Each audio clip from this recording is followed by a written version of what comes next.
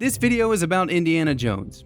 More specifically, it's about Indiana Jones and the Great Circle, a late 2024 release from Machine Games that I didn't get around to playing at the time. I had it on my backlog since launch, and for some reason, I felt like it was the right time to finally play it. Maybe I missed the magic of the point-and-click Indiana Jones games I covered on the channel before. Maybe I wanted to judge Troy Baker's Harrison Ford impression for myself. It's really good, by the way. All I know is I spent 20 hours traveling the world, solving puzzles, and beating up a bunch of historically evil Italian and German soldiers. In this video, I'm gonna refer to those guys as brashists and nasties. I don't want the almighty algorithm suppressing my message. I mean, this is a video about Indiana Jones.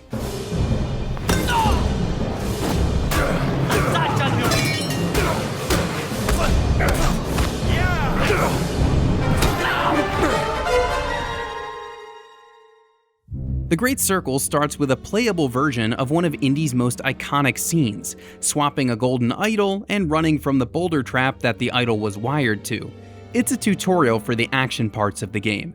Then we learn about how the puzzles work when Indy encounters a giant named Locust at Marshall College. You pack a punch for a little guy. Indy loses the fight, and when he comes to, he has to investigate the broken displays to figure out what the big guy stole. All of this is a story setup so that we can get to the first major area, the Vatican. Late 1930s Italy is inarguably dangerous. Benito Mussolini is in full power, and his black shirts patrol the streets to execute his brashest will. His men are the blatant bad guys. One side quest even has us rescuing a young apprentice archaeologist they've thrown in jail for seeing something he wasn't supposed to. We can throw hands with the brashists within seconds of arriving in the city, outside Castel Sant'Angelo. Our goal here is to meet up with Father Antonio, a Catholic priest who happens to be one of Indy's pals. But Antonio isn't the only important clergyman in this level. Letters hint at members of the priesthood willingly letting the brashists occupy their buildings and terrorize citizens in the streets. What's worse, one Father Ventura is fully on their side. He can even be seen welcoming nasty archaeologist Emmerich Voss to the city. Instead of speaking up, influential leaders within this religious community are letting these monsters take over. Instead of standing in opposition to a biblical evil, they embrace it. When Indy fights these fools, he's on the right side of history. Keep your distance, pal. Vatican City is the Holy See, the seat of power for the Catholic Church. It's a sovereign place, not just in the religious sense, but in a legal one too. Vatican City is an independent state within Italy's borders. It's the last place the black shirts should be, but it's far from the only territorial violation we see in this game.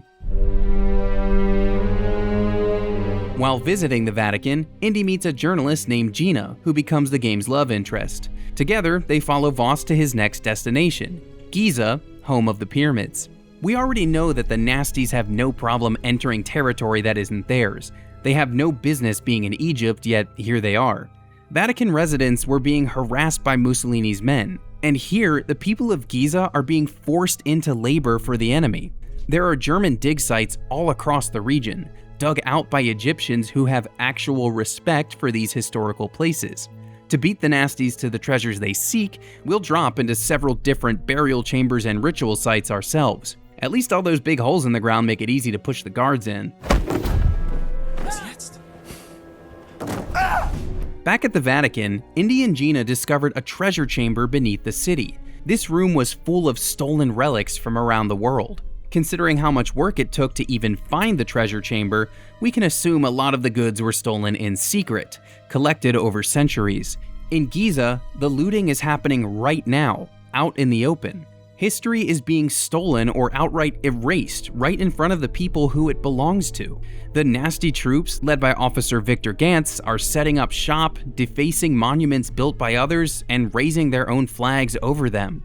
Fellow archaeologists like Dr. Nawal and Dr. Omar certainly know what's happening here, but the common people can see it too. The Germans are in Gizeh to seize artifacts and erase history in the name of power. Their violations are clear, and the general public knows it. They just lack the means to fight back. On the bright side, the situation on the ground at Gizeh also shows some cracks in the nasty armor. There is infighting between Voss and Gantz. They're both eager to prove their party loyalty. but with radically different leadership styles. History, the Indiana Jones movies, and general video game design tells us that all hope is not lost for the people of Gizeh. But that doesn't mean that righting the wrongs is going to be easy. Video game logic also tells us that these things come in threes, and there is one more major area that we need to explore before this adventure can wrap up. Actually, pause. We're not going to Sukhothai just yet. Machine Games switched up the pacing after Gizeh, so I'm gonna do the same here. I'll make a quick point along the way. Cue that boat in the mountains. You seeing this too? No, you're not seeing things. We're going to explore a nasty boat that somehow wound up in the Himalayas. I'm trying to avoid as many specific story spoilers as I can here, but suffice it to say that the frozen boat level leads to another confrontation with Gantz, before the fight takes everyone to Shanghai. Here, we go from boats to planes. Shanghai is being actively bombed by the Japanese when we arrive. The main conflict of the game, and this video, involves the Italians and the Germans, but it's important to see how their aggression isn't unique. Global unrest is, well, global. And our journalist friend Gina knows exactly what that leads to. Europe is already a powder keg. If this conflict spreads, it could spark another world war. Real life spoiler alert, we had another world war. So sovereign invasions and cultural disregard don't just harm the specific countries involved in the conflict, it reaches even further. After those shorter action stages, we find ourselves in Sukhothai, Siam, or modern-day Thailand. That's not so far from Shanghai, but it is half the world away from Italy and Germany. And yet, the brascious and nasty soldiers both have encampments here. Mussolini muscling his way into the Vatican is objectively wrong, but if we want to follow his twisted logic, the city is within Italy's borders. From there, Egypt sits just across the Mediterranean Sea. But Thailand? Only a madman would try to justify reaching so far from home in the pursuit of power. It's an uncalled for escalation, the kind that stirs up the global conflict that Gina just warned us about. From Vatican City to Gizeh to Sukhothai, we've seen this escalation, but we've also seen a progression of hope. There were cracks in the nasty war machine when Voss and Gantz butted heads in Gizeh. Here in Sukhothai, we have a full-on resistance. The people of Sukhothai aren't taking this invasion sitting down. Village elder Uncle Sunan and rebel leader Pai Lin are actively fighting back against these bastards. We can see it when we first check into our hotel. It's a short stay because a firefight breaks out in the lobby when the soldiers approach. We can fire a few shots to support them, but this encounter mostly serves as cover fire for us to escape. The same thing happens when we close out the Sukhothai chapter. Voss and his men have Indy, Gina, and a now friendly Locust pinned down. That's when Pai Lin and her resistance show up and lay down suppressing fire. We will stall them. Take the boat down by the river.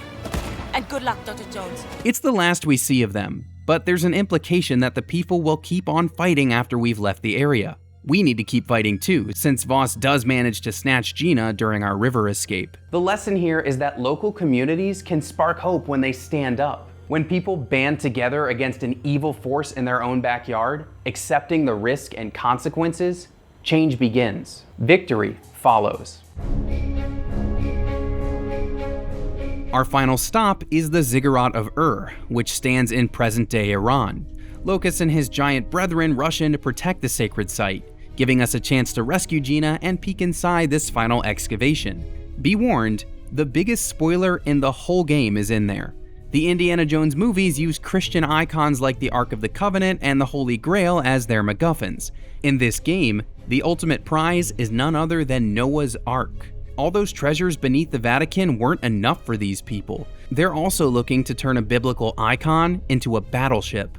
Indy cannot let that be. Stopping an evil army from gaining more power is his whole deal. After one last stealth section through the dig site, one more meeting of the mines in Voss's tent, and one more time getting jumped by the nasties, we wind up in a final fight against Voss on board the Ark itself. You already know how this goes. Final boss fights are meant to be won. Indiana Jones' adventures end with him finally stopping the nasty soldiers' plans. And history itself teaches us that the Axis lost the war. These people might seize power for a time, but it doesn't last. When they co-opt religion, erase history, stir up global conflict, and mistreat communities, the world witnesses it.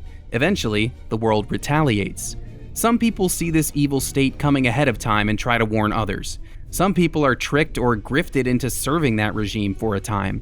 Others have a lot more to learn before they wake up to the reality of the situation. But it all leads to the same result.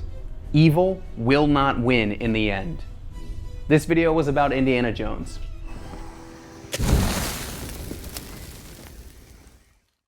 Hey, thank you so much for watching this video. Please consider subscribing to the channel or supporting me via Patreon with the links there, just like these great people up here. And I'll see you in the next video. There's one over there if you want to watch one right now. Later.